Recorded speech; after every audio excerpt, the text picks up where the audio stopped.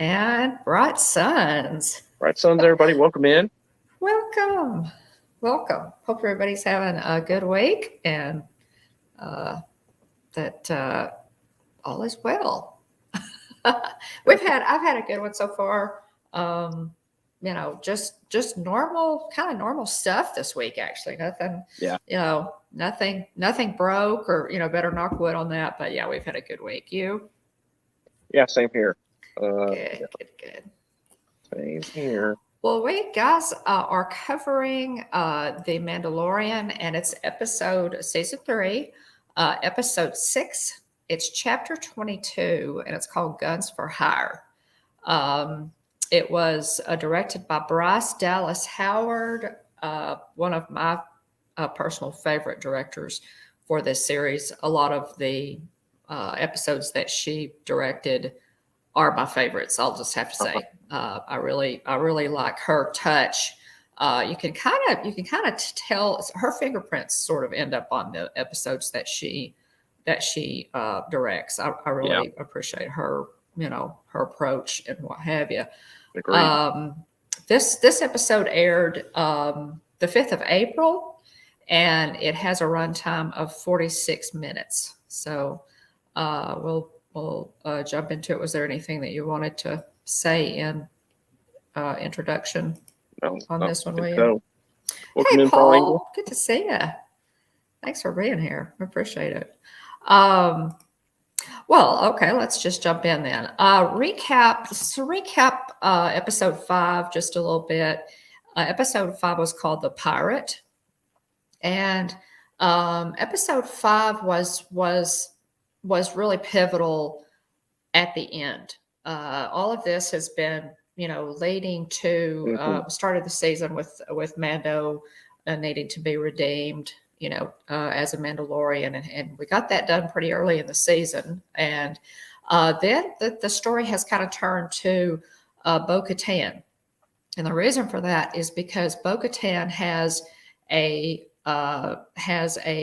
bloodline claim on the throne of Mandalore. She also would like to reclaim the Darksaber because in Mandalorian culture, possession of the Darksaber is required for a legitimate claim on the throne. So she has two, so we're looking, we're kind of looking towards that. I think it's with a view to Ahsoka, which is coming up. I think it's with the larger picture of them retaking Mandalore. Mandalore, of course, was devastated after the Night of 1,000 Tears when the Empire destroyed it, essentially. Yes. So they were scattered across the galaxy after the Great Purge of Mandalore. They lived underground. But this episode, this last episode, the pirates saw Carl Weathers' character, Grief Karga, offering them a place on Navarro, which is his planet. Yep. They are currently in hiding on a different planet, and they go to Navarro to help with a pirate problem. The pirate king Gorian Shard threatens to take over Navarro, and Grief Karga, sends out, asking for help to the New Republic. Yeah. The New Republic is they don't have time. Basically, they've got too much going on, and so they don't have time. But let's see, what's his name?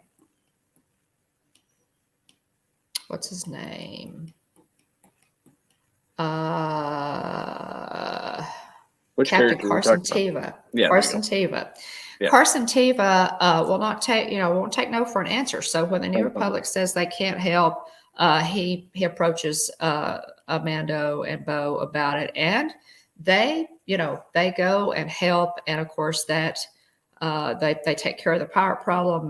They run the Pirate King Gorian Shard off, and Grief Karga says, you have not had a home. Your home was destroyed, but now you have a home on Navarro if you want it. So, but at the end of that, the really pivotal piece to that was at the end of it, the armorer,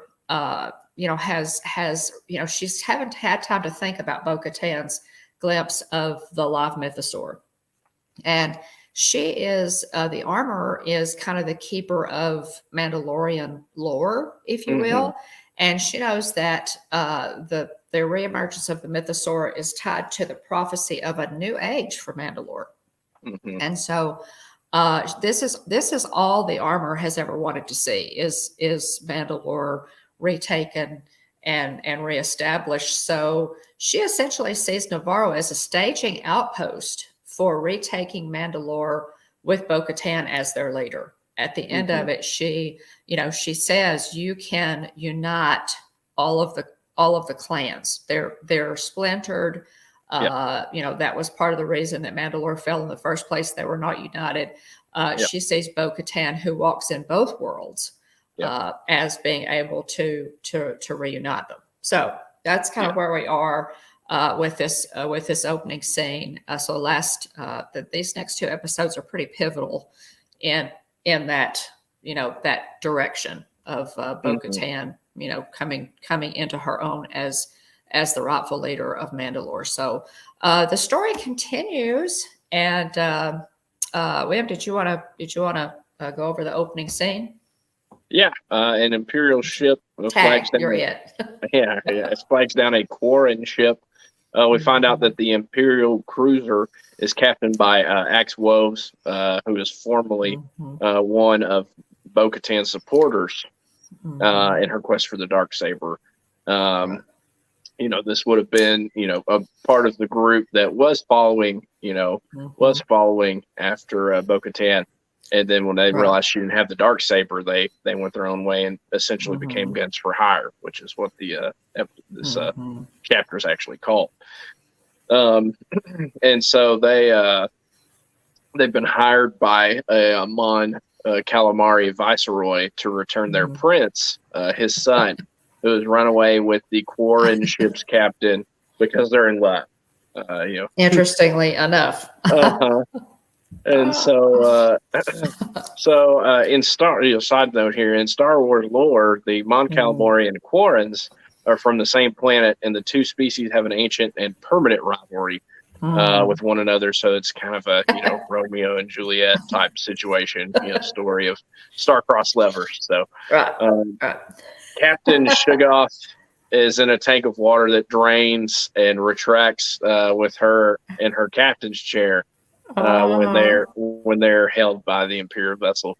Pretty neat. So that was really cool. I thought I like that whole, because they're obviously amphibious, and so she's in this tank of water, and there's a servant who brings her, drops a fish in the tank, and she, eats it, and then when she's hailed by Axe Wove's ship, he's in an Imperial cruiser, so obviously she thinks it's Imperial. She thinks it's the Empire. And she's going to have to talk fast here, but she's that. So that tank kind of lowers, and as it lowers, the water drains out, and she's sitting in her chair, captain's chair. Yeah. It's just, I thought that was pretty neat, pretty cool. Axe Woves answers her polite and calculated. She's fearing it being Imperial greeting, saying that they want the prince. She says that his demand is an act of war. Then he kind of scoffs at her, points out that they are guns for hire, paid for by the highest bidder. Yeah, they're not an empire or the country or the near, but they don't represent anybody except themselves, basically. She denies having taken the prince, and then he enters the bridge and says he won't go. That he loves Captain Shugoth, and but at her urging, there's she didn't really have much choice here. We're not, it definitely was not in a position to bargain. So at her urging, he goes with Axe Woves, and then Costco Reeves comes onto the bridge and retrieves the prince. So it's interesting. To say the least. Well, it is, because these two species are so different looking. You've got the Mon Calamari and the Quarrens look completely different, and are sworn enemies from the Hatfields and the McCoys, Star Wars style, basically, or the Capulets and the Montagues, Romeo and Juliet, and these two, fall in love, and he tries to run away with her anyway. So this is kind of how this starts, and we see we're introduced again to Axe Woves and his people, the Mandalorians who are following him, and he is now captain of the Empire fleet that they stole while bo-katan was leading them. And so that's where we are, and it kind of tells us where what he's doing. We learned that this is what they were doing, and I think it was the first or second episode of this season. Bo-katan tells Mando that they've gone, her supporters left, and that they're making their way through the Empire as mercenaries. So here they are again, introduced. Go ahead, William. Yes.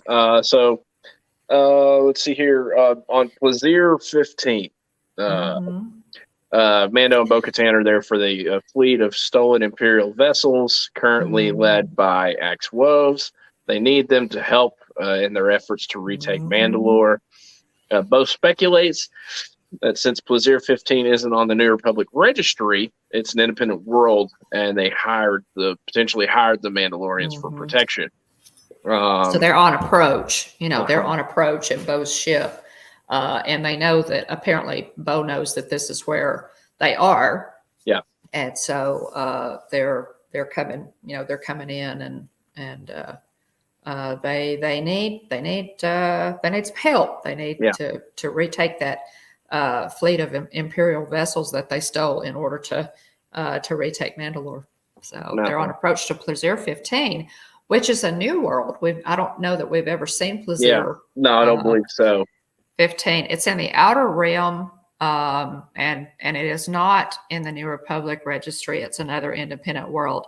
And they, unlike Navarro, the Navarro was in a similar, situation without the protection of the New Republic. They have hired these Mandalorian mercenaries with Axe Woves to protect them.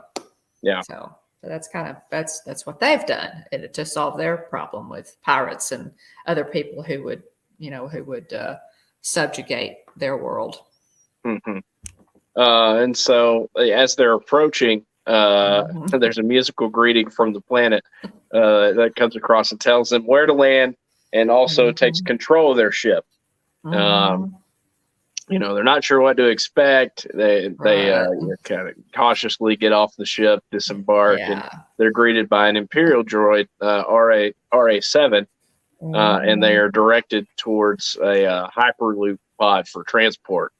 And so, this whole thing kind of reminds me of the monorail, really. Yeah, it does. It really does. And then also, too, they're like these big domes, that kind of remind me of Spaceship Earth a little bit as well. And so, this is an interesting planet, to say the least. It is. And so in the pod, Bo requests that they be dropped off in an area closest to the Mandalorian fleet, but the computer responds by scanning their chain codes, and upon identification tells them their presence has been requested by the leadership of the planetary democracy. Bo protests, but the computer tells them that this is not a request. And so off they go. Do not attempt to leave do not attempt to get out. Sit tight. Yeah. So they race along a track through a clear tunnel, wondering if they'll have to blast their way out of this one. But they enter a large hall with a table full of party goers. Kind of looks like a feast or festival type totally situation. Not what they expected. Yeah.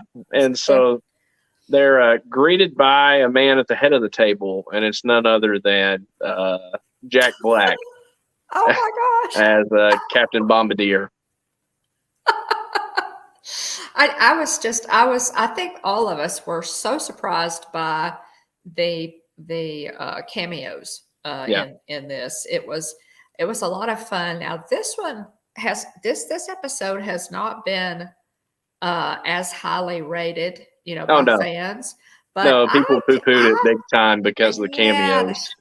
Yeah. They poo-pooed it. I thought it was great. Okay. Yeah. I think, sometimes Star Wars fans need to lighten up Yeah. and really just go with this and enjoy it, because this was so much fun to see Jack Black. We're huge Jack Black fans, obviously, he just, I've enjoyed, I think, everything I've ever seen him in. And his Bombardier has this, this full set of wild whiskers. It was just great. Yeah. And so he and it's this huge hall, and it's totally not what they're expecting. There's a big table with all these aliens, and they're obviously, having a party or a gathering.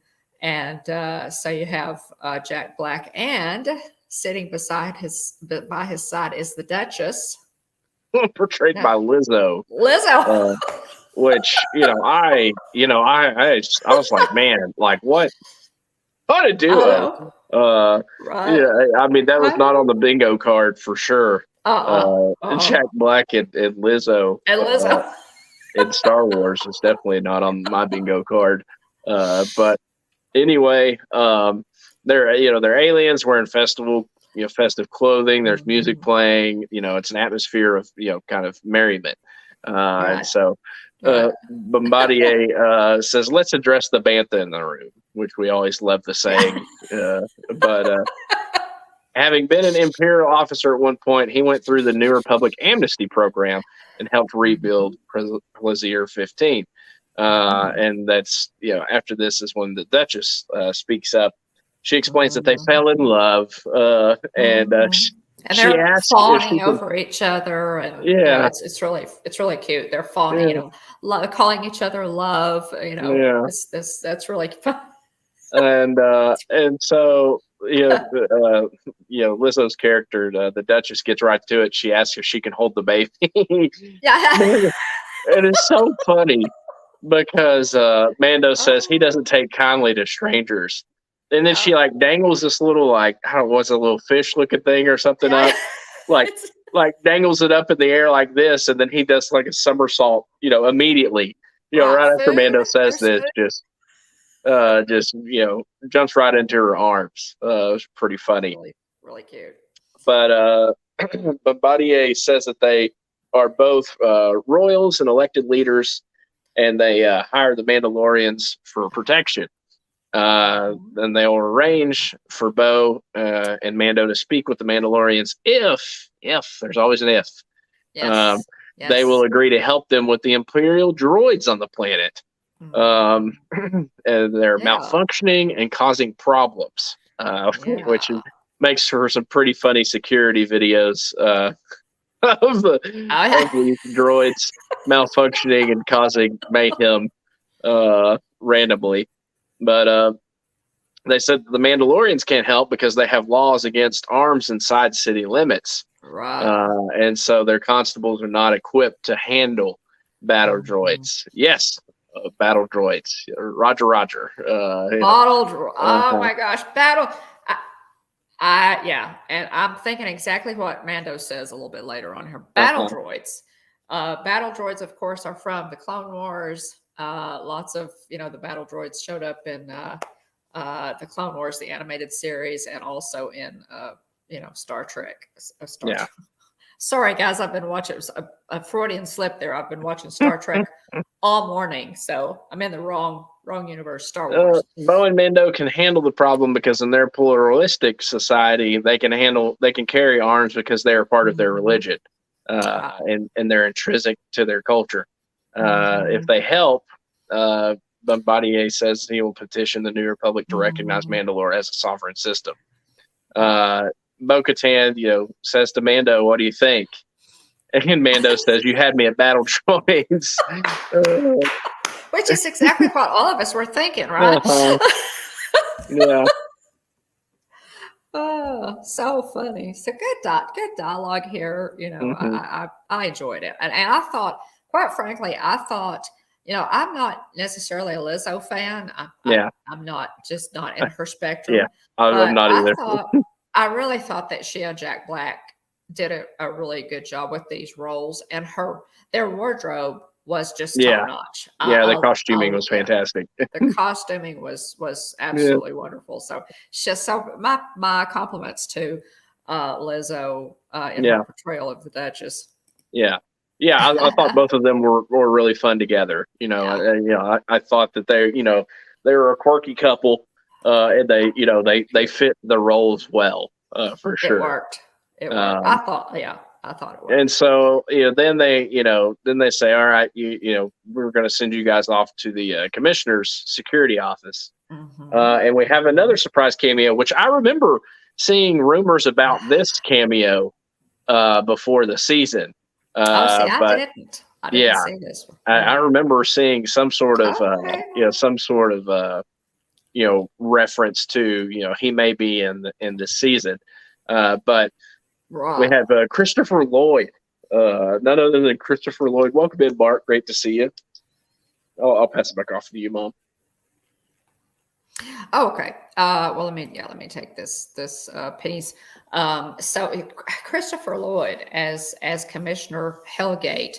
Golly, it's so great to see Christopher Lloyd. I'm not sure how old Christopher Lloyd is, but he is an older actor. He's been in so many, different Back to the Future, movies, tons of other stuff. Notably Back to the Future, plays Doc Brown in Back to the Future. Lots of good memes after this episode, aired, as with Doc Brown and Commissioner Hellgate. But so Hellgate, Judge Doom of Who Framed Roger Rabbit. Yeah. Good stuff. Yeah, good stuff. Mm-hmm. He's just a fantastic actor. He really is. In most of the roles, he plays a larger than life character. Yeah, and he's just a familiar face. We love him in everything he's ever done.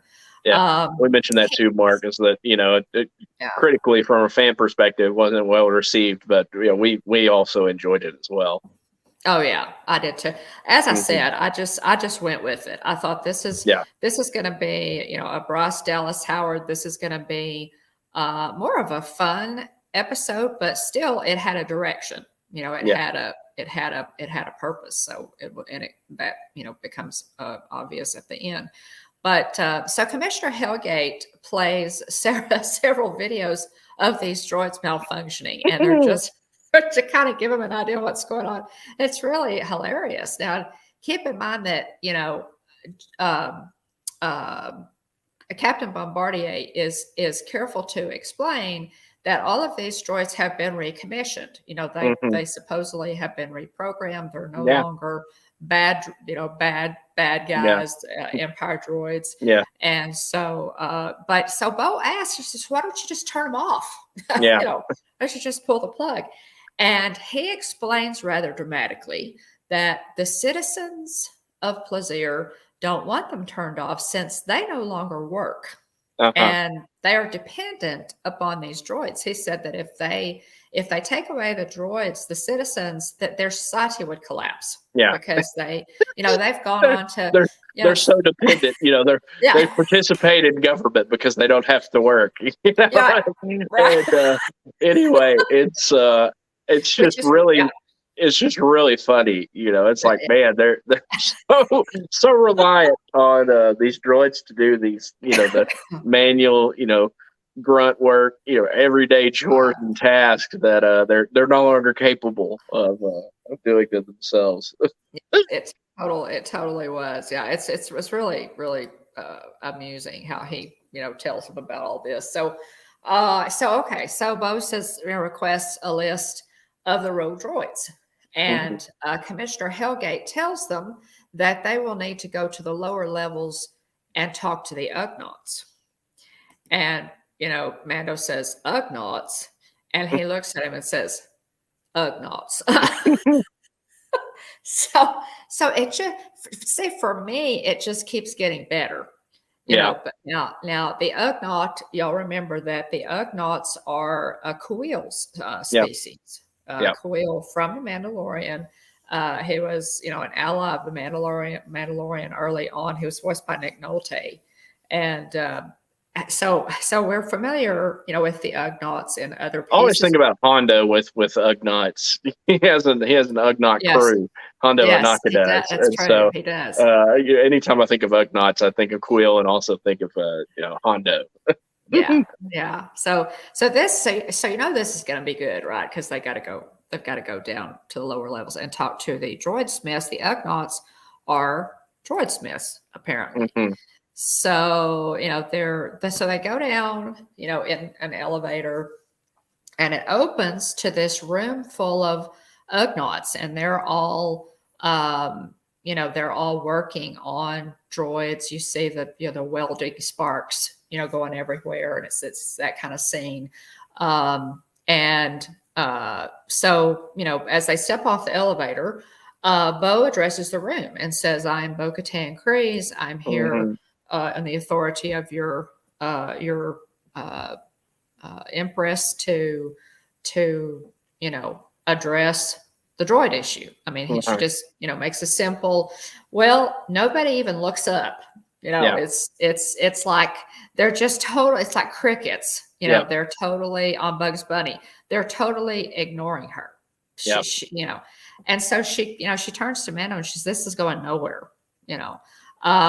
So Mando then steps up and he says, "I am Mandalorian Din Djarin, friend of Ugnaught Quill.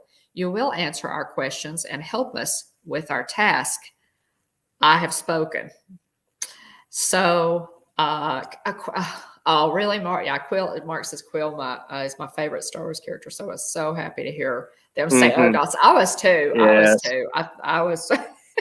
As I said, they just keep dropping these really fun pieces in this episode. It's like dominoes falling, and you see all the cameos by these really cool actors. Exactly, I have spoken. So where Bo-Katan did not know how to address them, Mando knows how to talk to them because he was a friend of Quill, and he knows they're direct and succinct, and they don't waste a whole lot of words.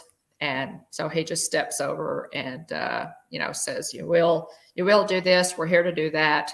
And I am who he is. He's a friend of Quill, and they know. And of course, they cut to the next scene, and they're all sitting around the table. So Mando got their attention, and they're sitting around the table eating, and Mando thanks them for their hospitality and says that they are there to address the droid malfunctions. Well, the Ugnaughts are kind of a different sort, and we learned that with watching his interaction with Quill earlier in the series, and so they're offended by the suggestion that their droids are causing problems. And Bo says, "But there have been citizens who were injured," and one of the Ugnaughts says, "This is not happening." So Mando realizes what's happening. He kind of changes the tack, and he praises them for their work and says that they're renowned as master droid smiths and known as the hardest working species in the galaxy. And he asks for their help in investigating the incidents. He says, "We will investigate the incidents, and we ask for your help." Well, that's it. It's all in how you word it, right? So they agree, and the Ugnaught hands him the list of droids that have been malfunctioning, which is what they went there for. So. So then, in the next scene, they're back in the Hyperloop pod, and and Bo says, "What was that?" And he says, "Well, there's a particular, I've dealt with Ugnaughts before, and there's a particular way to communicate with them." And so, so Bo is still like, "Okay, whatever," So, and that they anticipate the next incident of a malfunctioning droid will happen at the loading docks. So they're headed to the loading docks, and this is also a totally fun scene. More dominoes falling here for for us So Star Wars I fans. did want to rewind real quick. Bo-Katan asked, "Why don't you just turn them off?" And it's funny because Hellgate mentions he's like, "We have this giant red button." It's like immediately I was like, "All right, that's a plot device." Like, this has to come into play later in the episode. That's true. Yeah, there's no way we're not using the big red button at some point. Right. So anyway, not the red one. Uh-huh. More Bugs Bunny references there. Not the red one. Don't push the And then you've got all kinds of movie references to the red button. Push the little red button on Men in Black. Yep. You've got it's not the red one, and Bugs Bunny. There are tons of references. The little red button is always catastrophic and not to be pushed until it's supposed to be pushed. And then, so there's a little red button also, or the big red button in this episode. It's really funny. Go ahead, hon. Oh, let's see here. Sorry, I jumped back. Let's see. Where are we again? We went through Hyperloop. The loading docks. The loading docks. And so it was really cool to see super battle droids. Again, we'd seen them. That's in the first time we seen them in the Mandalorian. We saw them in that flashback that Mando has. To where he was rescued by Mandalorians. Previously in the series, and so anyway, it's it's so they're just doing their thing.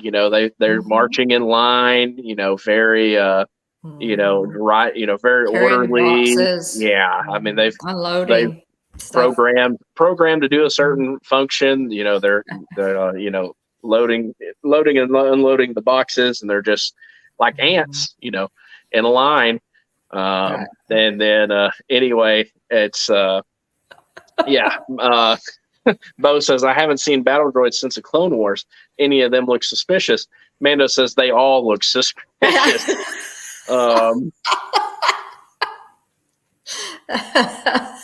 They absolutely do. But it is so. And then you hear the voice. You hear that chipmunk, voice. And the little battle droid comes up to him and says, "This is a restricted area. You're going to have to leave immediately." Oh my gosh, y'all! You've watched Star Wars, the Clone Wars, a B1 battle droid. B1 battle droid. Battle droids clearly were relegated to underworld and low-key tasks. Yes, gives reason for not seeing them in the mainstream films. Yes, and of course, then the little squeaky ones, were totally in. Let's see, which one was it, William? Which Star Wars film? The B1 battle droids? No, the little squeaky ones. Oh, Roger. Yeah, those are the B1 battle droids. Roger. Yeah, I thought those were the super battle droids are the bigger ones that are a little bit bulkier. Big black ones. Okay. Yeah. Okay. Yeah. So they're it's so funny to hear that voice, and one of the people or one of the actors who voices the battle droids. It's the B2. So B1 is the smaller ones, and then it's a B2 B2 series super battle droid. Okay. I've always just called them super battle droids. Okay, so the B1s then are voiced by Matthew Russell Wood, and there are a couple of actors that voiced the battle droids in, I guess because they needed a little bit different sound. They all had that squeaky chipmunk, voice. with Roger, Roger. I mean, it's just, so funny.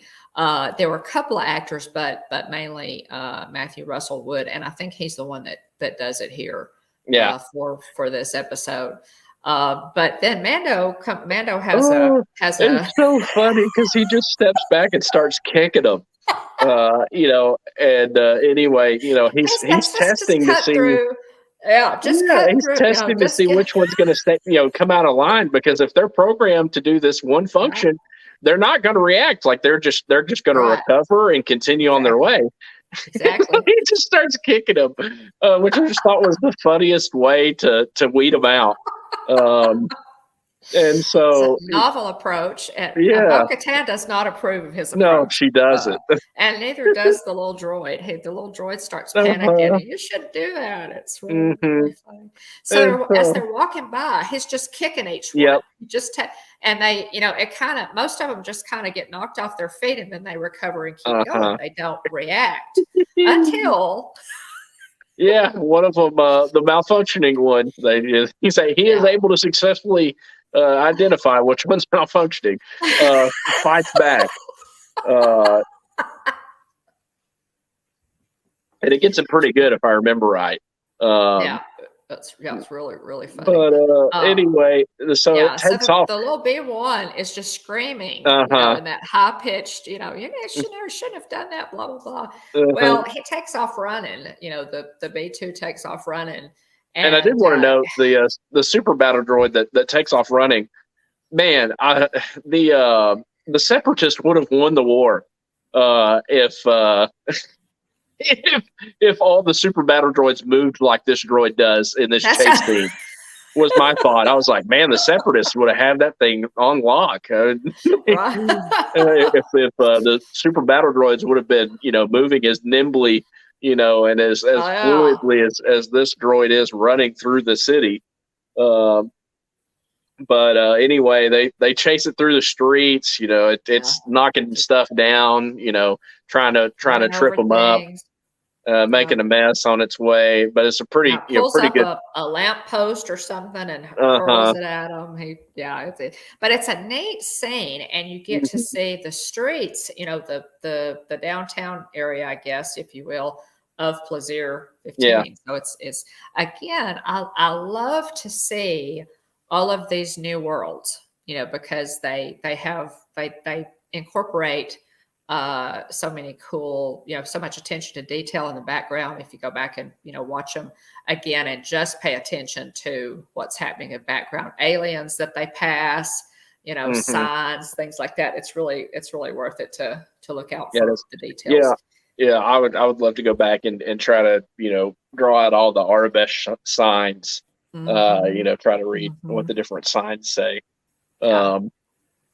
But they finally end up catching it, and these little like police type droids come out and make like a hollow line of hollow tape around the droid.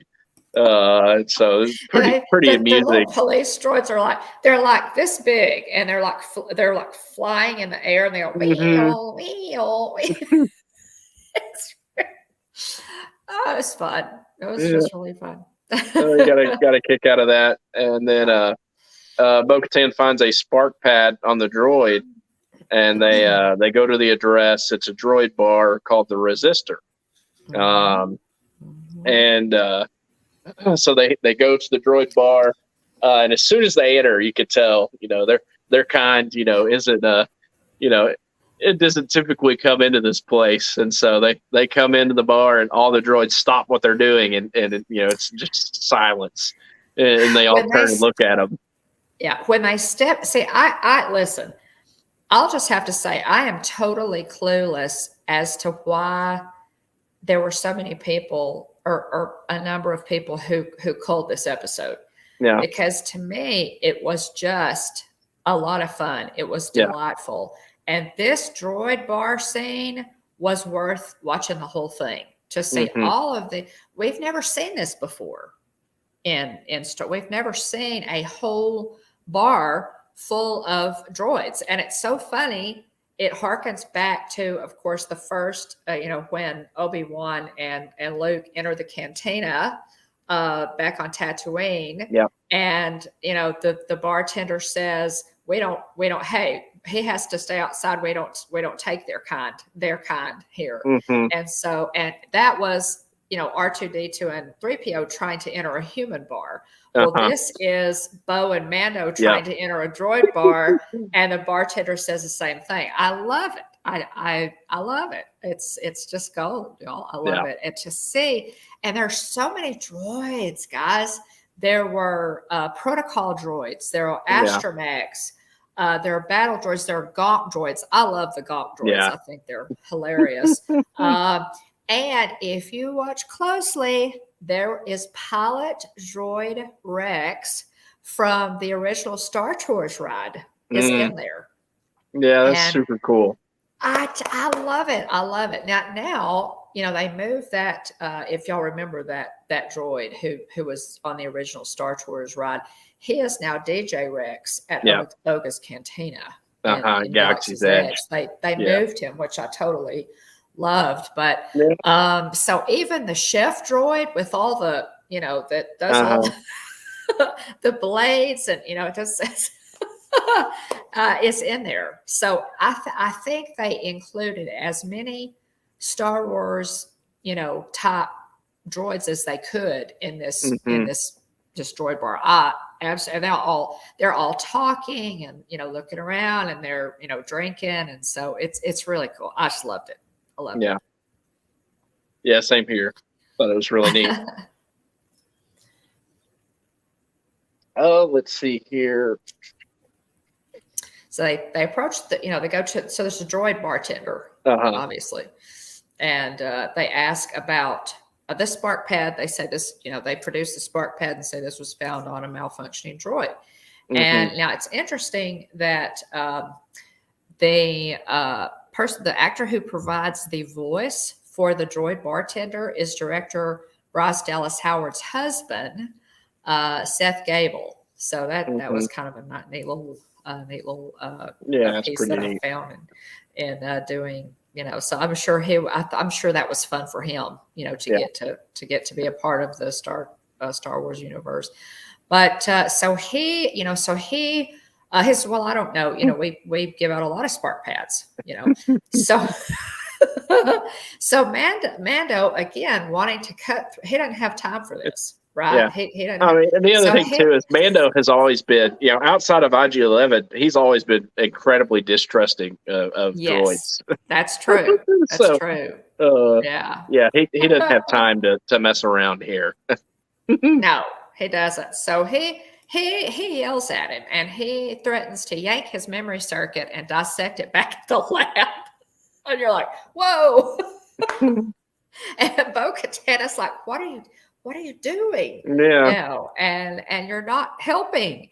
And, they're having this little confab off to the side where Bo is trying to tell him, you're not helping the situation with these strong arm tactics. And the droid interrupts them and says basically, look, we all want the problem solved too, because we're afraid that if the trouble continues, we'll be replaced. They'll decommission us or turn us off.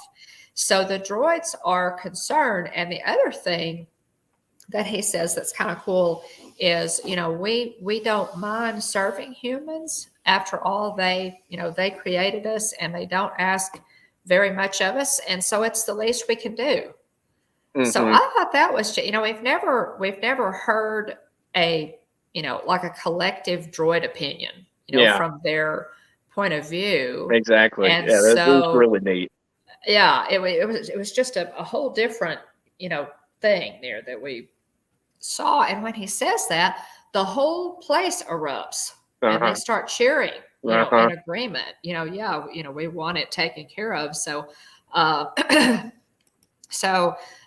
they're talking, they learn that from the bartender droid that the droids drink Nepenthe, which is a lubricant.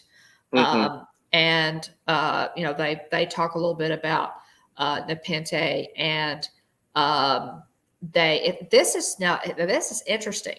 I knew that I had heard that word before, Nepenthe, It's a reference to Homer's Odyssey, in which Helen of Troy, who is the daughter of Zeus, created the drink by doping wine with a drug to quiet all pain and strife and bring forgetfulness of ill ill. So it goes. I don't know if y'all. I love the Odyssey. By the way, I had that under my wonderful freshman literature teacher, Miss Wanda Sanders. Shout out to Miss Wanda.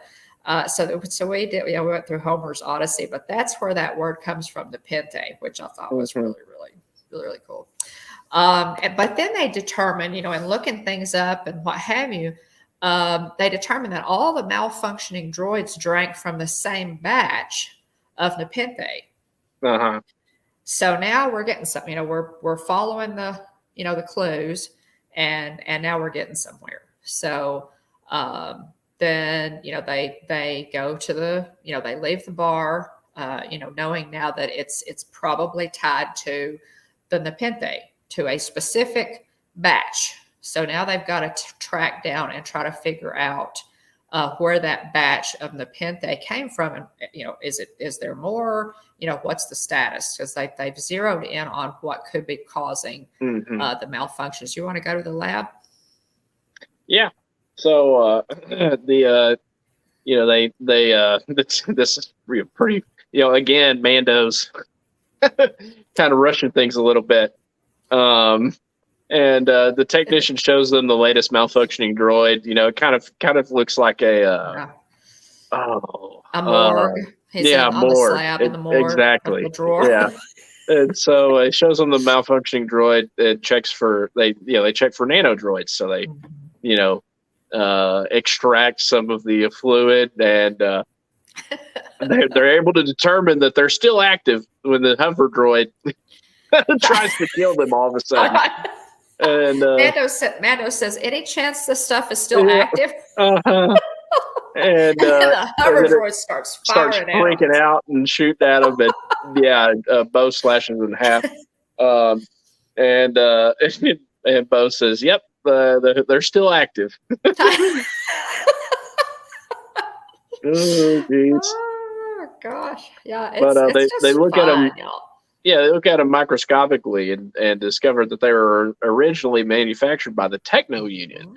And the Techno Union was a faction of separatists during the Clone Wars under the rule of Wat Tambor, which you're familiar with him if you've watched Star Wars, the Clone Wars animated series. Yes.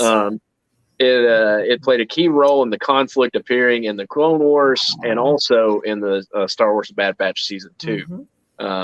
So they trace the order. Techno Union has come up more than once. They're separatists.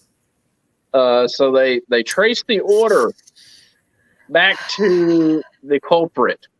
And it's back to the security office by none other than the security commissioner, Hellgate. Yes. So they confront him about it. Say, "Oh, we figured it out." And then they go to arrest him, and then the the button comes back into play, and then he tells it, says, "Everybody freeze." Basically, if I push this button, it's so classic. He's standing at his desk, and they approach him and they say, "We know it was you." It's classic cop bad guy interaction. We know it was you. We've got you surrounded. There's no way out. And he goes, "Everybody freeze." It's just, I loved it. Yeah, so he's got his hand poised over the big red button. And he threatens to push the button. And if he does that, rather than sending all of them offline, turning them all off, he claims that it'll revert them back to their original programming, basically put them back in kill mode, and release them on the citizens. He starts monologuing citizenry of the planet. He monologues. He outs himself as a separatist, and he praises Count Dooku, which I thought was a really cool reference. He's still talking. Cut down Count Dooku cut down in his prime. Uh-huh. It's really, really, really good stuff. Yeah, it's great. Yeah. The other thing too, him being a little bit, him being a little bit older, fits with, having lived during that time period too, and so, as he's talking, bo-katan shoots him with a spark bullet. Yeah, it's like bo-katan finally gets to the point Mando's at, and she's like, I don't have time for this, and she just shoots him with the spark, whatever those things are. I don't know what they're, the spark bullet or whatever, and he, just so she takes him down in the middle. She gets into his politics. She don't want to hear about politics. Yeah. It's really, it's pretty funny. We cut back to the palace. We see Lizzo's character, the Duchess, playing a game, and Grogu, is helping her. It's like this really weird, fancy version of like croquet, basically, where you're trying to get stuff to go through the hoops. But they have to fly through the hoops. Yeah, they don't stay on the ground. It's like they have to fly and bob and weave. And Grogu's using the Force to help her win. And so Grogu's cheating for the Duchess because she's been so good to him. It's really and so Bo and Mando enter with the commissioner in cuffs. The Duchess is, surprised, very shocked, since he's been a trusted friend for many years. And Bombardier says, shameful. And then we get, we've heard this saying a few times, across various shows. But if that isn't the Quack calling the stiffling slimy, the pot calling the kettle black, basically. And he accuses Bombardier of ruining the planet. Everything was fine until you showed up. It's like I gotten away with it too if it wasn't for those darn kids. Exactly. And the Duchess says, the Duchess comes to the defense of her husband and says, but don't we all have room for forgiveness? Can't we all get along? We have room for forgiveness in our hearts, even for people who used to be, Empire. And so, finally Helgate says, well, perhaps someday, Your Majesty, you'll find it in your heart to extend me some of that same mercy. And she says, perhaps. Yeah. So she exiles him to the moon of Parquat. The other thing I thought too about this scene is, he was real. Helgate went from super gung ho, about being a separatist to, tail between his legs, and kind of resigned himself. And so, I'm surprised he didn't, go out with more of a fight. But I mean, I guess what would he even been able to do? Right. But anyway, so the Duchess, I think too, so she said, you've served our family well for years. He may really be remorseful because of her, because he's appointed her. I mean, even with all this grandiose, ideology that he has about being a separatist, it's possible that his affection for her and his respect for her family over the years causes him to rethink the error of his ways. Hope so. Yeah. maybe that's what it is. So she exiles him, and he leaves. And just grandiose. They've saved the day. Yet another. They've saved the galaxy yet again. And of course, Bombardier and the Duchess are extremely grateful because they've solved a big problem for their planet. The biggest problem they've solved, not only for the people but for the droids. Because the droids didn't want to be turned off, and if it got really bad, they probably would have had to resort to that eventually. So at any rate, she gives him the key to Plaisir. She does. She grants Grogu a knighthood of the Ancient Order of Independent Regencies. And I was like, man, for sure, it's one thing to have Jack Black and Lizzo in an episode of Star Wars, but on your bingo card, but to have Lizzo knighting Grogu was absolutely not on the bingo card there. I know. It was cool.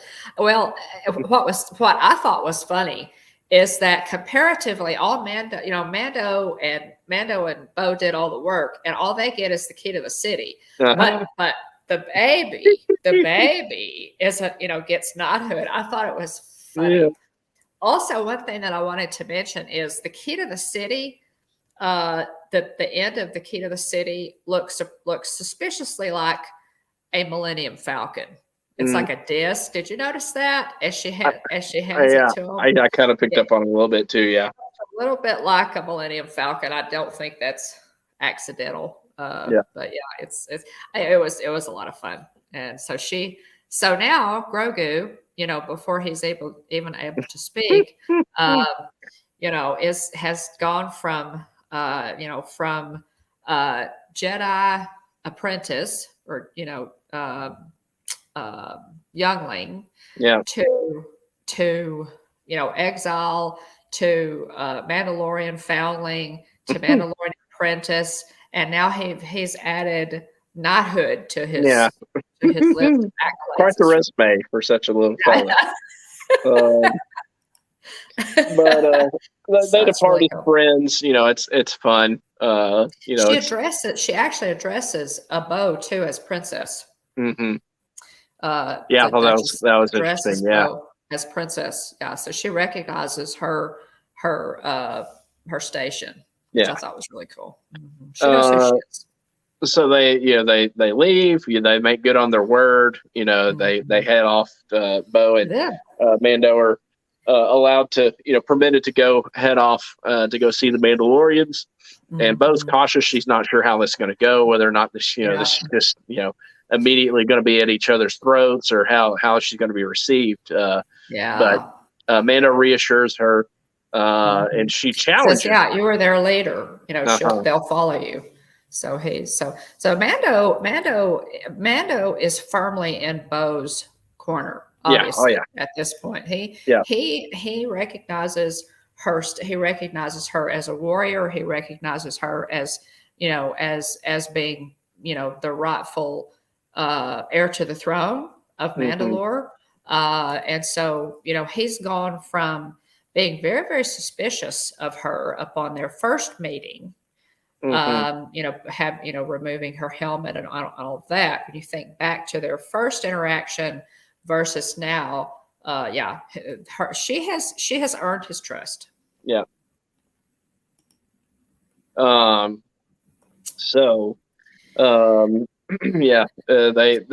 two parties come together, and she challenges Axe Woves. He's come to reclaim her fleet. And they fight all these Imperial. They're like in a field, like a camp, and all of these Imperial vessels that they stole are all around, sitting all around, and the Mandalorians are there. Yeah.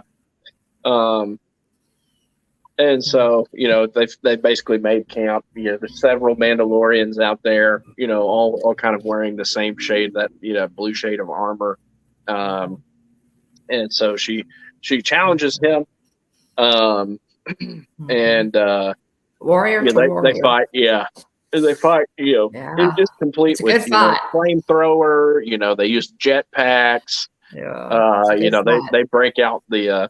It's a solid fight between Mandalorians. And so they they fight. And it's a solid. Solid scuffle. Good stuff.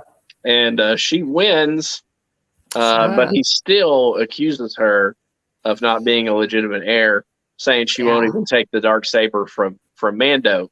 Calling him a misguided zealot. one who's not truly a Mandalorian. Now, and she takes umbrage when he said when she really gets upset with him when he attacks Mando, because just like she has earned his respect, he has also earned hers. Yeah. Oh, absolutely. Yeah. So she defends and says he took the creed just like all of us. He is Mandalorian just as we are. So, yeah, and he's just as much a Mandalorian as they are. And Mando explains, throwback to was it chapter what, chapter 18? I guess it would have been probably. I want to say where the attack by that spider type droid, and you had a hypothesis. Disarms. He takes he disarms him. He takes the Darksaber from Mando. And so Mando explains the situation, saying that bo-katan defeated the enemy that defeated him, and rescued him. And he says, would this blade not then not belong to her? And Woe says it would. Yes. And all the other Mandalorians are shaking their head, going, well, yeah. And Mando says, I return this blade to its rightful owner, and hands it to bo-katan. And so this is, if you've seen Star Wars Rebels, we saw, we've seen Sabine Wren, bestow the Darksaber upon bo-katan in Star Wars Rebels. And so now, in front of a bunch of Mandalorians at that. And so now we're seeing that in this scene again. Mando hands the Darksaber to bo-katan. So, it's kind of a pivotal. It shows her with the grandiose music, and she's holding the saber, and it's this defining moment, if you will. That okay, she's all of this, all of her effort, all of her grief, all of her, strife in trying to reobtain the Darksaber. She's finally got it legitimately. So tell us about your hypothesis, because you had kind of this idea, we knew, once Mando had beaten Moff Gideon, and obtained the Darksaber, that they'd have to come up with some way, assuming they had intended on the Darksaber, going into bo-katan's hands, either she would have to challenge him outright for it and win, or they'd have to come up with some way to make this work. So you had an excellent analogy for this situation. Well, the thing that I thought way back then, I thought the thing that it reminded me of, William and I are just voracious Harry Potter fans, have been ever since you were Harry Potter's age, at about 10 or 11 in the first book. And so this immediately put me in mind of the Elder Wand, which the Elder Wand is a wand that can only be won in combat. And in order to challenge the rightful owner of the Elder Wand, the challenger has to defeat him. And then the Elder Wand changes hands to the victor. So way back then, that's what it immediately put me in mind of is the Elder Wand in Harry Potter. And when we saw the spider creature a couple of episodes ago defeat Mando, and it specifically showed, that all of his weapons and the Darksaber lying on the ground there.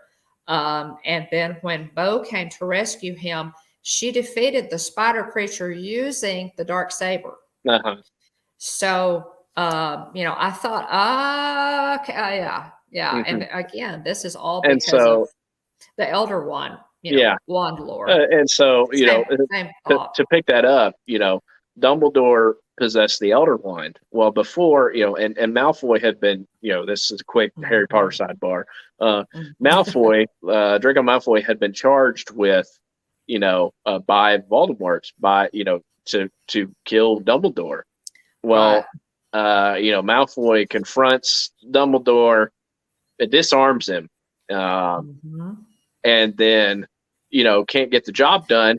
And then the other twist there is that Snape is that Snape made the unbreakable vow with Narcissa Malfoy, saying that I'll step in if I have to and do what I have to do to protect Malfoy, to protect Draco.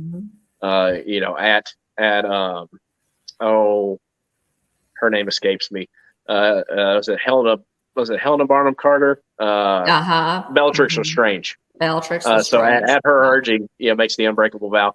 And so, it's interesting too, because, Draco and, Dumbledore and Snape had already kind of worked all this out. You'll have to be the one to do it. So, so that, we're even further ahead of them. So Draco disarms Dumbledore, which makes Draco the rightful owner of the Elder Wand. Well, then later, even though Draco is not wielding the Elder Wand, the Elder Wand is buried with Voldemort, and then buried with Dumbledore, and then Voldemort goes and robs Dumbledore's grave to take the Elder Wand. But he is not the rightful owner. Even though people like to say possession is 9/10 of the law, he's not the rightful owner. And so not according to J.K. Rowling. Even though he has possession, he's not the rightful owner. Well, even though Harry disarms Draco, and so therefore it makes Harry the rightful owner, even though Draco wasn't wielding the Elder Wand at the time. It still recognizes Harry as being the rightful owner of the Elder Wand. Which the other thing I had a problem with, and this is a Harry Potter, in that final movie, Harry's supposed to repair his own wand with the Elder Wand. With the Elder Wand. Yes. And he just ends up snapping it and throwing it into the water or whatever for dramatic effect. So that's not what happened in the book. But anyway, so anyway, yes, that whole thing is, it shows, who the true owner is. Kind of the allegiance of the object, the magical, mystical object to whoever owns it. Now, Mark says, but the wand has power to not work. The saber works for the holder. It's more the creed of the Darksaber. Well, it's still similar in that while they can wield it. Yes.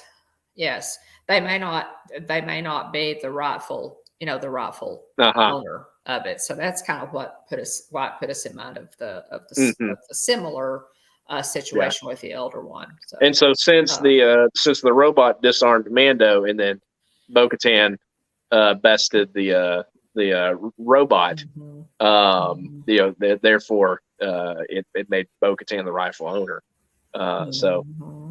IMDb users rated this episode 6.3 out of 10, which is low. Usually episodes of Mandalorian are 7. I rated this one at 8. Yeah, and I know that's really high, but I rated it an 8 strictly because I thought they did a great job with all of the fan service. All of the things that they gave us, the droid bar, Jack Black, Lizzo, Christopher Lloyd. I just had fun with this one, and it really, it was kind of a sidebar to get us to. Bo reobtaining the Darksaber, but I thought it was tons of fun. I loved it. Yeah. So it definitely puts this particular season on track to where we're headed. And she's earned it is the other thing. She's gotten the respect of the Children of the Watch. And so she's gained respect. She's I think I may have sent you a screenshot. I can't remember. I may have sent you a screenshot. If I didn't, I intended to, of Katie Sackhoff's own words describing the situation with Bo. Let me see if I sent that to you real quick. Give me a second. You did. I think you did. Oh, let's see here. Katie Sackhoff loves playing. Let's see here. So, can you still hear me? Says, when we first saw Bo-Katan, she was questioning whether or not she was capable of ruling. Those aspirations have cost her everything, her home, her people, her sister. But in that loss, that grief, that complete humility, she has found herself in a place where she actually knows how to lead.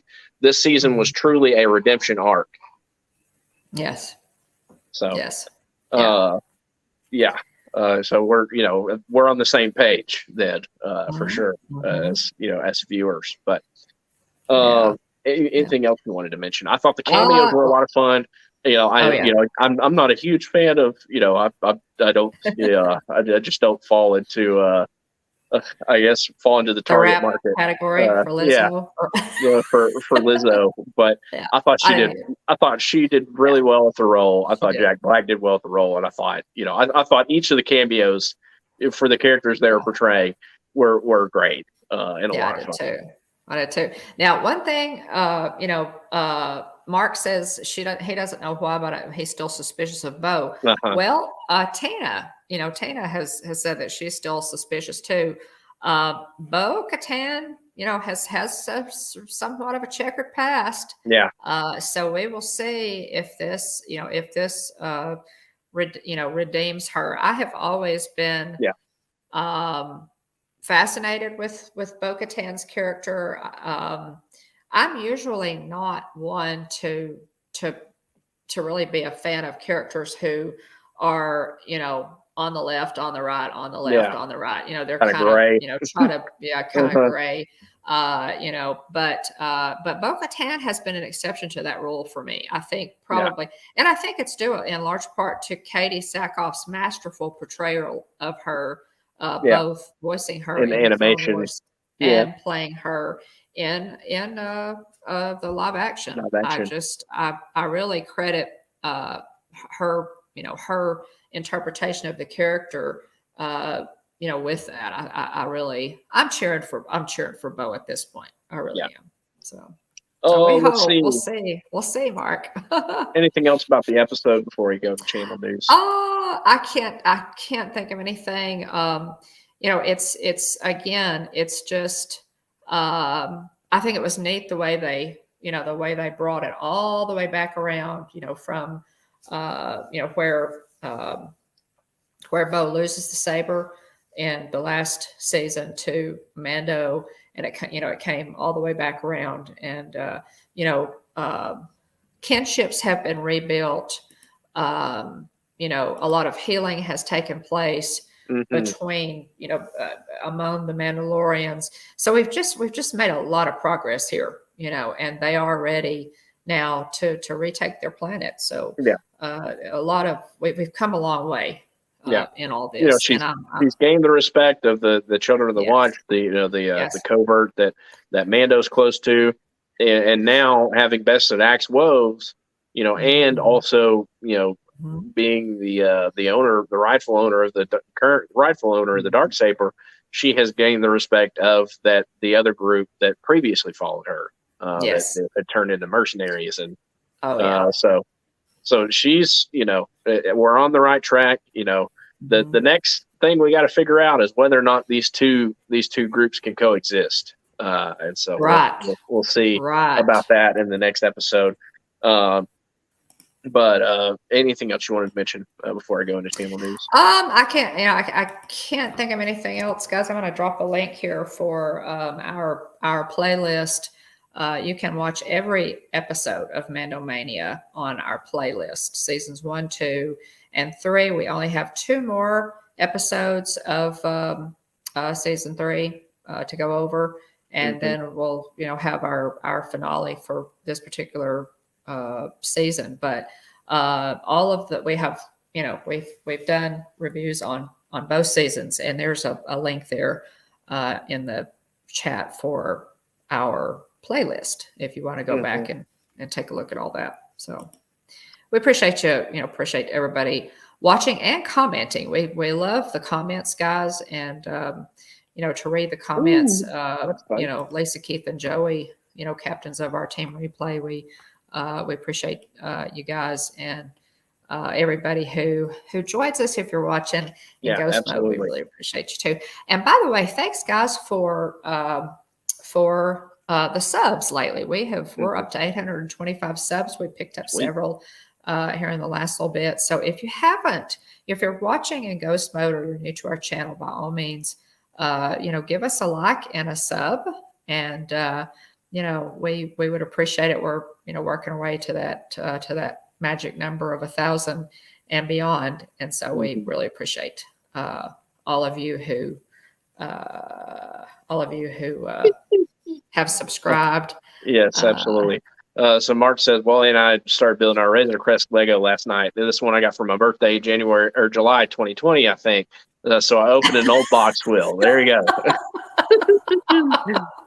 It's not just me. It's not just That's me. Right. That's right. That's right. Although, what is it? I think of was it Infinity War, where they said, I'll do you one better. Right. I have a Tron Legacy box of it's Tron Legacy and it's a couple of light cycles. So it's a fairly small set. That's still in the box unopened from I think 2018. I want to say. So I could still do you one better, Mark. So don't feel too bad. Right. Now I have a mini Razor Crest that I've shown on a couple of episodes. It's not quite that old, but it is aging. Yeah.